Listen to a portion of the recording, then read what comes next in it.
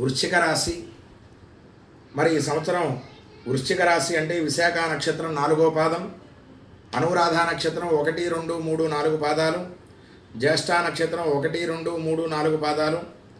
మరి వృశ్చిక రాశి వృశ్చిక లగ్న జాతకులకి ఈ సంవత్సర ఫలం ఆదాయం 11, వ్యయం 5, రాజపూజ్యం 2, అవమానం 6. ఈ సంవత్సరం వృశ్చిక రాశికి అనుకూలంగా అన్ని రంగాల వారు అభివృద్ధిలో ఉంటారు. గతంలో ఉన్న సమస్యలు తొలగి జీవితంలో ఆనందం కలుగును. నూతన వాహన గృహ నిర్మాణ లాభాలు, సంతాన సౌఖ్యాలు కలుగుతాయి.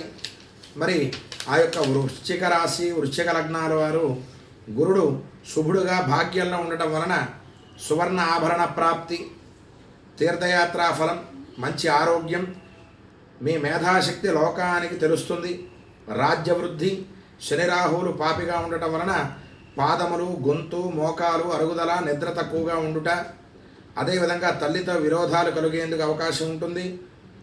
దోషశాంతిగా ప్రతి 6 నెలలకి ఒకసారి శనికి తిలతైలాభిషేకాలు చేయించి శనివార నియమాన్ని పాటించాలి.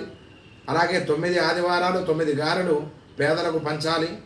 నారసింహస్వామి క్షేత్రాలు, ఆంజనేయ స్వామి క్షేత్రాలు సందర్శన వలన కొంత దోష పరిహారం జరుగుతుంది. కాబట్టి వృశ్చిక రాశి వృశ్చిక లగ్నం వారు ఈ యొక్క దివ్యమైనటువంటి నారసింహ ఆంజనేయ స్వామిని స్మరణ చేస్తూ ఈ సంవత్సరం శుభఫలాన్ని పొందండి.